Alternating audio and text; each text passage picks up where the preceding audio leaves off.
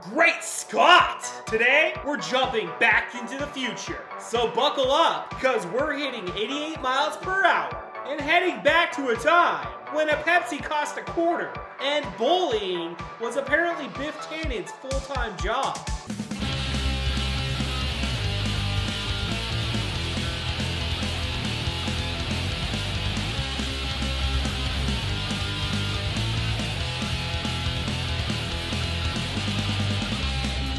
Alright, let's talk about it, okay? Back to the Future is a movie that taught us two things. Time travel is cool, and dating your mom is definitely, well, not cool. This is the film that made DeLoreans iconic. Gave us the ultimate slacker turned hero in Marty McFly. Let's rev up to 88 miles per hour and break this classic down. The movie starts in Doc Brown's lab. We see a bunch of clocks, gadgets, and even a robotic arm feeding Einstein. Marty McFly shows up and cranks up the amp and blasts himself across the room. This intro is perfect.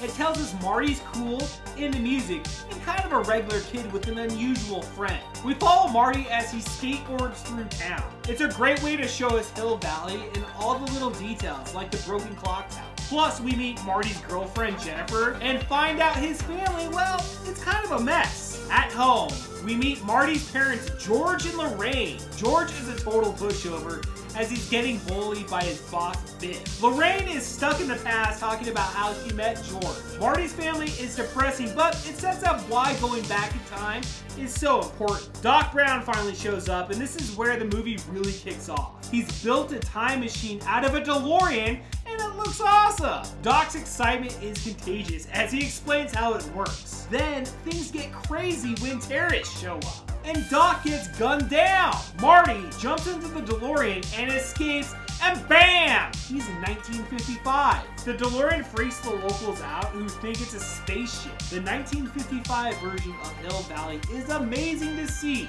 Bright, clean, and totally different from 1985. Marty accidentally interrupts his parents' meeting, which is a big problem. Instead of falling for George, Lorraine starts crushing on Marty. It's super awkward, but also hilarious. Now, Marty has to fix it, or he might not exist in the future. Marty finds the younger Doc Brown, who doesn't believe him at first, but eventually realizes he's telling the truth. Marty spends most of the movie trying to get George to stand up for himself, so he can win Lorraine's heart. Biff is the ultimate jerk. Marty gives George advice, but George struggles to listen. Marty sets up a plan to help George get the girl. He'll pretend to bother Lorraine so George can swoop in and save her.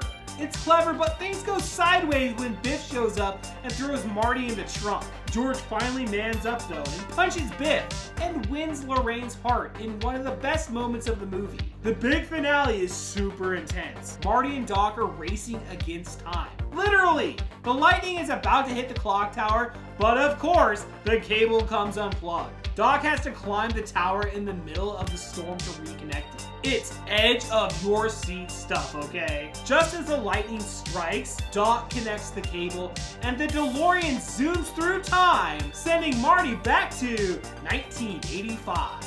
Marty makes it back, but there's a twist. He arrives a little too late to stop the terrorists from killing Doc. Luckily, Doc wears a bulletproof vest, thanks to Marty's note warning him in the past. It's a great moment that shows how much Doc cares about Marty, even if it means breaking his own "don't mess with time" rule. Marty wakes up the next morning and realizes everything's changed. His dad, George, is confident and successful. His mom is happy, and even Biff is a totally different person. Marty's family is way better now, all because he helped George stand up for himself in the past. Just when Marty thinks life is back to normal, Doc shows up in the DeLorean wearing some futuristic outfit. He says there's a problem with Marty's kids in the future, and they take off. The movie ends with the iconic line, "Where we're going, we don't need roads." It's the perfect setup for the sequel. Ever since I was a kid, Back to the Future has always been one of my go-to movies. It's got everything: action, comedy, heart, and some of the best characters ever. Michael J. Fox is Marty McFly. Honestly, I can't even imagine what it would have been like if that other actor had played it. Fox is the perfect mix of charm, energy, and humor.